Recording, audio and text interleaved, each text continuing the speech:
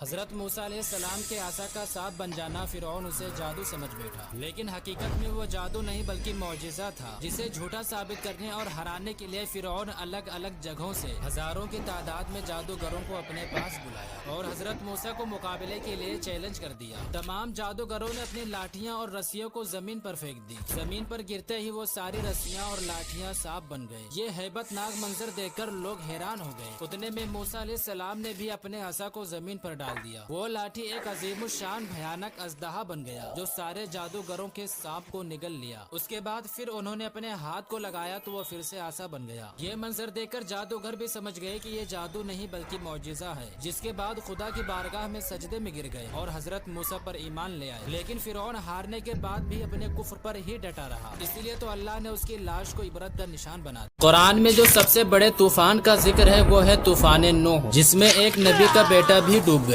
دوستو، آج سے کئی ہزار سالوں پہلے قوم نوح پر اللہ کا ایک عذاب آیا تھا جو طوفان کے شکل میں تھا، اور یہ طوفان حضرت نوح علیہ السلام کی دعا سے آیا تھا۔ نوح علیہ السلام کے 4 بیٹے تھے، سام، حام، یافس اور کنعان، اور ان میں سے جو کنعان تھا وہ کافروں کی طرف تھا۔ طوفان آنے سے پہلے حضرت نوح علیہ السلام نے کنعان سے کہا کہ بیٹا کافروں کا ساتھ چھوڑ کر ہمارے ساتھ کشتی پر آ جاؤ، لیکن کنعان اور کافروں کو مذاق لگ رہا تھا کہ کوئی ایسا بھی طوفان آئے گا۔ اس نے کہا کہ اگر کوئی طوفان آیا بھی تو میں پہاڑ پہ چڑھ جاؤں گا، لیکن جب طوفان آیا تو کوئی بھی چیز اسے بچا نہ پائی، صرف وہی بچے جو کشتی پر سوار تھے۔